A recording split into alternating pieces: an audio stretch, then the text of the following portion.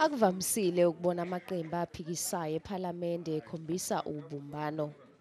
Lamaqembu akhala ngokuthi kunomthelelo ongemuhle ukuthi uSomlomo wephalamende aphinde abe ngusihlalo weqembu elibusayo. Mbete has been, in our view, an obstacle to constructive debate and executive oversight in Parliament. She cannot in good conscience serve as both the chairperson of the ANC plus the Speaker of the National Assembly. Amaqembu aphikisayo athi uSomlomo ukhombisa ukungayikhathaleli imithetho yephalamende kanti uhlezi ethatha izinqumo ezifuna iANC. In the sense, it's a troubling times that we're in, with an Akandla committee on the one side, and the whole idea of a people's parliament being transparent is a very important message.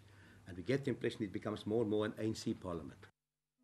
iANC iyona enezihlalo eziningi ephalamende kanti kunesiqiniseko sokuthi amalungu ayo azosiphikisa isiphakamiso samaqembu aphikisayo sokuthi kususwe uBaleka Mbete njengoSomlomo wephalamende.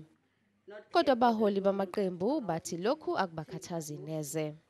The issue ultimately is not so much whether we will win or not. I think one of the first questions we need to raise, the point to make is that members of the ruling party must be tested before the eyes of the nation. If it happens that we consolidate numbers tomorrow and get some numbers in the ANC and some of the ANC busy MPs don't turn up, we can shock them.